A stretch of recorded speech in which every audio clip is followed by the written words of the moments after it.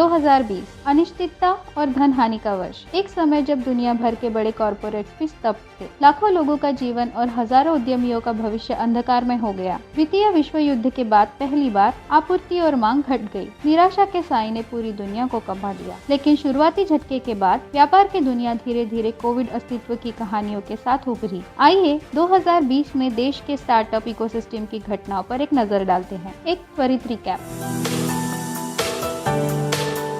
Lockdown ने एड्यूटेक, किराना, health care और food tech जैसे बिजनेस टू कस्टमर सेगमेंट के लिए सफलता की सीढ़ी के रूप में काम किया, जिसने जोखिम को अवसर में बदल दिया। 2020 में एड्यूटेक खंड ने $1.7 बिलियन प्राप्त किए, जबकि खाद्य वितरण खंड ने $1.4 बिलियन प्राप्त किए। डिजिटल वॉलेट्स जैसे PhonePe, MobiKwik, MPL, WinZO जैसे real money gaming platform, Biryani By Kilo, बॉक्सेट और ई-कॉमर्स लॉजिस्टिक्स कंपनियां जैसे एक्सप्रेस पीस और कोविड अवधि के दौरान विनकुलम ने निवेशकों का ध्यान आकर्षित किया। ट्रेसी एक्सन के आंकड़ों के अनुसार वेंचर कैपिटल, निवेशक, निजी इक्विटी खिलाड़ी, कॉर्पोरेट्स, एक्सेलरेटर और एंजल निवेशकों ने मिलकर इस साल $11.4 बिलियन का निवेश किया। इस दशक का दूसरा सबसे अधिक वार्षिक लेन देन मूल्य है। 2020 में निवेश बाइजू के $800 मिलियन और वॉलमार्ट के फोन पे के साथ $700 मिलियन की वृद्धि के साथ शुरू हुआ। जोमेटो ने भी कई राउंड में $660 मिलियन जुटाए। सेक्वोया, सिराते वेंचर्स और आईवी कैप वेंचर्स ने स्टार्टअप्स का समर्थन करने के लिए अभिनव कार्यक्रम पेश किया। कोरोना युग ने भी यूनिकॉर्न क्लब में नए स्टार्टअप को देखा। 2020 में कुल 12 भारतीय स्टार्टअप यूनिकॉर्न बने। एक वर्ष में अब तक की सबसे बड़ी संख्या में यूनिकॉर्न बने हैं। इससे यूनिकॉर्न इंडियन स्टार्टअप्स की संख्या 42 हो गई है। पोस्टमैन, जीरोदा, रेजरपे,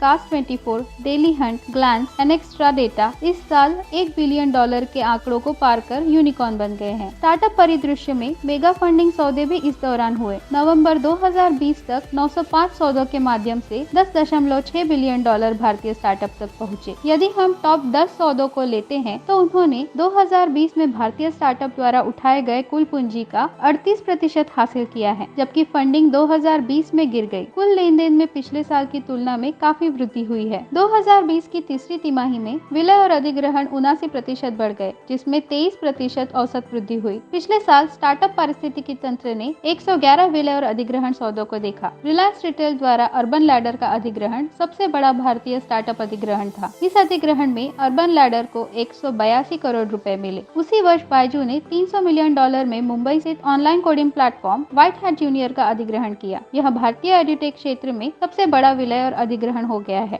बैंगलोर स्थित मोबाइल गेमिंग स्टार्टअप मेचा मोचा को वॉलमार्ट के स्वामित्व वाली फ्लिपकार्ट द्वारा एक अज्ञात राशि के लिए अधिग्रहित किया गया था। रिलायंस ने ई फार्मेसी स्टार्टअप नेटमेट्स का अधिग्रहण किया और इस तरह ऑनलाइन दवा वितरण बाजार में प्रवेश किया। कोविड ने डिजिटल B2B समाधानों को अपनाने के लिए कई व्यवसायों को राजी किया। एंटरप्राइज टेक 2020 की तीसरी तिमाही में शीर्ष प्रदर्शन करने वाला क्षेत्र बन गया। एंटरप्राइज टेक और मीडिया एंटरटेनमेंट ने सीड फंडिंग के माध्यम से Q3 में अच्छा प्रदर्शन दिखाया। 2020 में केंद्र सरकार ने 220 से अधिक चीनी अनुप्रयोगों पर प्रतिबंध लगाया, जिनमें टिकटॉक और PUBG शामिल है, जिससे कई अन्य स्टार्टअप को फायदा भी हुआ। इसने देशी उपयोगकर्ताओं तक पहुंचने के लिए चिंगारी, रोपोसो, मित्रो, बोलो इंडिया, ट्रेल और MX, टकाटक जैसे भारतीय ऐप का मार्ग प्रशस्त किया। फौजी PUBG का भारतीय विकल्प था। हालांकि स्टार्टअप जगत भी अन्य उद्योगों की तरह दबाव में आ गया, लेकिन धीरे धीरे यह स्थिति के अनुकूल हो गया और एक नई दृष्टि और आशा के साथ 2021 में प्रवेश हुआ।